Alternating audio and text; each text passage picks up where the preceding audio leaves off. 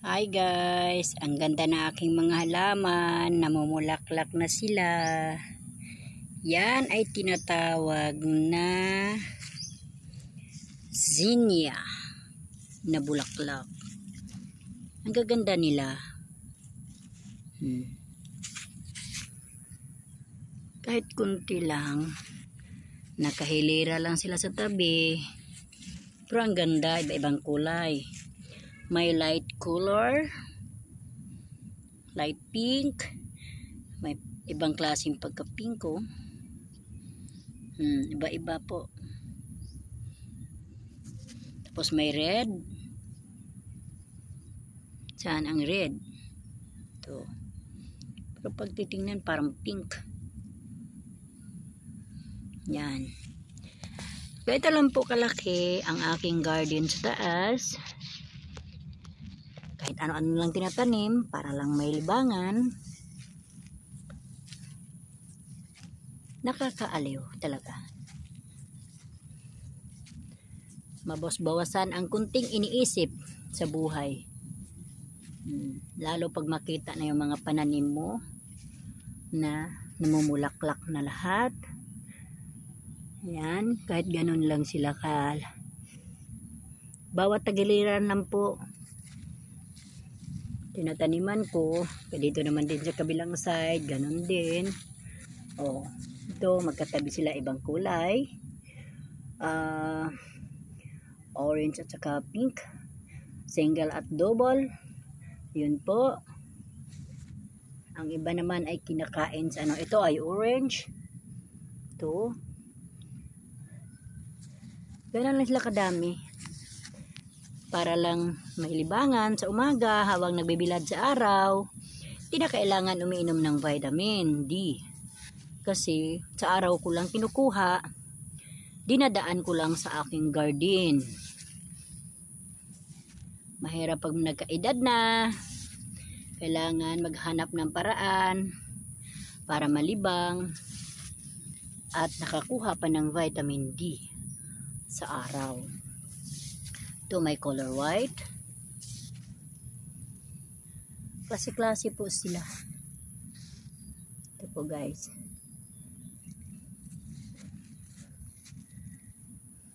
Ganito kasi kalawak ang roof deck namin sa taas ng condominium.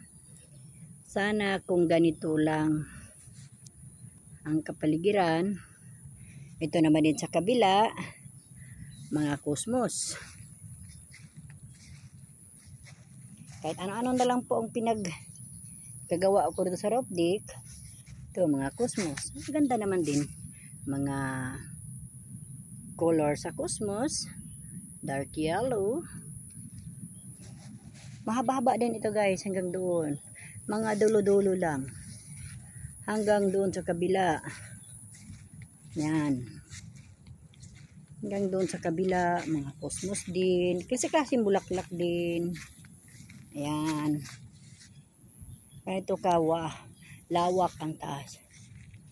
Doon man sa kabila, mga bagong tanim kong kamatis. Hindi lang mga bulaklak, pati gulay, mga talong, okra. Dito guys, mga kamatis. Yan. Malalaki na po siya. Ang seeds nito galing Japan. At ito'y namumulaklak na pala. Yan. Binigay lang po sa akin ang seeds dahil nakikita nilang masipag akong mag-garden sa roof deck. Kung ganito lang sana kalinaw ang buhay ng tao guys. Ang ganda ng langit. Sabay ng sikat ng araw. Wow. Ang ganda. Napakalinaw sa langit. Kung ganito lang sana ang buhay ng tao, walang problema. At itong aking mga okra, marami na akong napitas nito. Okra. Daming okra. Yan. Bawat puno, marami-rami din ito guys. Dami na, mayroong malaking bunga. Pero per kilo na po nakuha ko dito. Mga alokbate. Sobrang dami. Yan, mga ulokbati. Yan, ulokbati yan. Alokbati. Yan. Mga alokbati pala. Yan. Mga bell pepper. Namulaklak na rin. Ang bell pepper. Yan. Ito, talong, alokbati, pinaghahalo sa isang paso. Sinakapatulang. Yan sa bulaklak. Aking orchid, hindi pa namulaklak. Ito, mga talong. Mga maliliit pa po ang bunga. Pero marami-rami na. Yan. Marami-rami din sila. Ito, mayroon rin malalaki. Kahapon nagpitas ako. Mga 1 kilo na rin napitas ko. Kahapon, pati kangkong. Nakailang tali. Kahit ganito lang mga kangkong ko guys. Pero nakaharvest pa ako kahapon. Mga 2 tali. Itong talong. Ito mga spring onion. Mga sibuyas. Yan po guys. Oregano.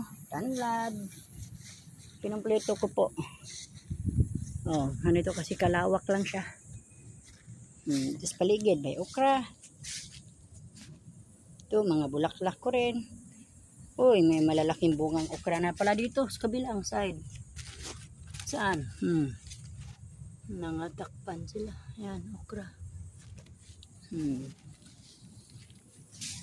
At ito ay bago kong tanim na red sunflower. Abangan po natin kung ito ay mamulaklak na. Sagad yan doon. Maliliit pa lang sila. Yan. Sagad yan doon guys. Sa dulo. Red sunflower. Okay guys. Bye bye.